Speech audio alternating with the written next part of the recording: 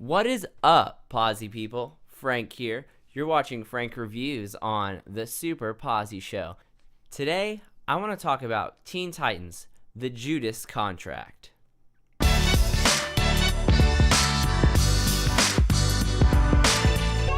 I'll throw the link to the trailer in the description down below so you can check it out, but I'm also going to probably have it playing in the background somewhere over in one of these spaces right here. Anyways, let's jump right into it. So the Judas Contract is centered mainly around Tara Markov, whose abilities are to be able to manipulate Earth with her mind. Basically kind of like an earthbender from Avatar. Now in the original Teen Titans, it featured the old school cast who you might remember from the Teen Titans animated television show on Cartoon Network. This includes Robin, Cyborg, Beast Boy, Raven, and Starfire. Now in this reimagining of the Judas Contract, they completely eliminate Cyborg from the team. And additionally, in the original first run comics, there was another character, Donna Troy, who was kind of like a Wonder Woman-esque character, and she is completely omitted until the very end of the animated film.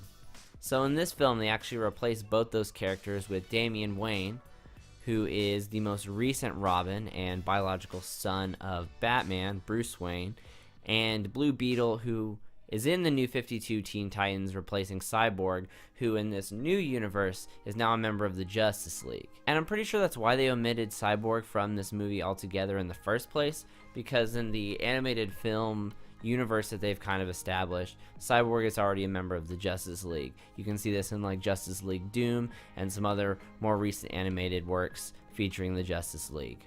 So I think to keep from confusing people who have only watched the animated films that have come out recently, they just kept Cyborg in the Justice League and used Blue Beetle as kind of his replacement. There are some shots, including the electric chair torture scene, that are shot pretty much exactly shot for shot as the original comic, except they feature Blue Beetle instead of Cyborg. So that leads me to believe that Blue Beetle is kind of the direct replacement of Cyborg in this reimagining. Now ultimately, the animated film is pretty faithful to the original comic. However, there are some changes like the one I was just talking about, and a couple other ones which were a little bit more significant, and some of which actually caused me to like this movie a little bit less than I liked the original comic. Now before I dive into this, I want to say the Judas Contract is my favorite story arc from the Teen Titans, and arguably my favorite story arc from a DC comic, period. Which brings me to my first gripe with the film. In the original Judas Contract, it was a 4-comic series, and book 3 actually showcased the first time Nightwing had ever appeared in the DC universe ever. So it was basically his grand reveal and ushered in an entire story arc and branch on the DC Extended Universe tree, which is now home to the Nightwing standalone comic. Now, as I said previously, Nightwing is my favorite DC Comics superhero, so the fact that they completely nixed his entire reveal in this storyline and just kind of started off the story with Dick Grayson being Nightwing and just kind of rolled from there. I would say that the reveal of Nightwing is probably one of the most significant things that happens in the entire story arc, and the fact that they cut that out altogether kind of bothered me a little bit, to say the least. There are a couple other things that I'm going to get into here in a second that bothered me a little bit as well. The second thing being the inclusion of Damian Wayne. Now, I don't entirely understand why Donna Troy didn't start out in this story from the very beginning, because she's not really tied up in any other story arcs that are currently in existence in the animated film universe that DC is doing.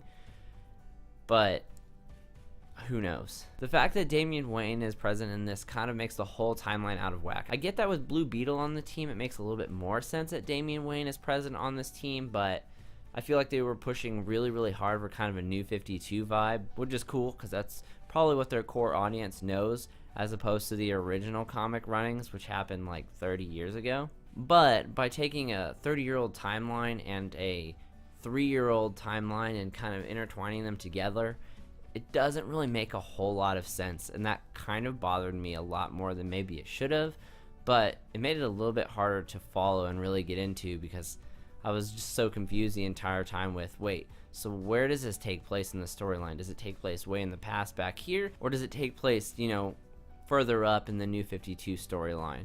it was just really hard to pinpoint where in the grand scheme of things in the DC universe this story was actually happening. And then my third critique in this movie, Tara Markov's character. They did a pretty good job at translating it from the comics to this film. However, in the comics, Tara was a lot more aggressive, a lot more hateful.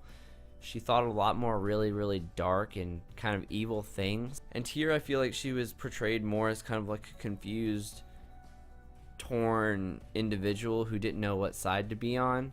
Which is fine. I mean, it's not like it ruins the story. It's just I would have liked to have seen a rawer character in Tara Markov and not so much of a cliche, you know, I started out bad but then my friends turned me good and gave me a heart kind of thing, because I feel like that's just so overdone.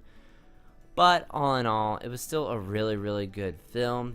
There were a couple things that I felt could have stayed a little bit truer to the original story, but it was still a pretty solid film adaptation of a comic book.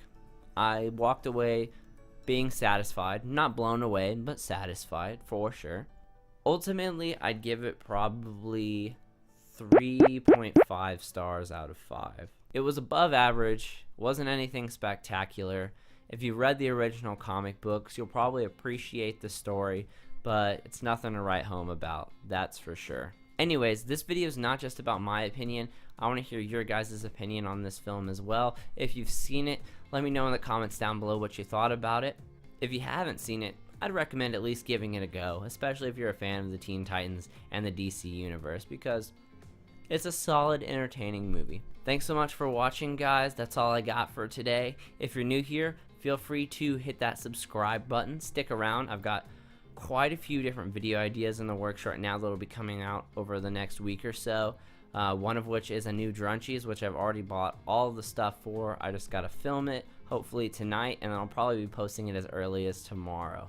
Maybe a little bit later, bear with me. I can only shoot these things as I have time, guys. And of course, if you like this video, hit that thumbs up. Feel free to spread the word. The more we grow, the more awesome stuff I'll be able to do on this channel. As always, my name's Frank Telesca, and stay posy. I'll catch you guys later.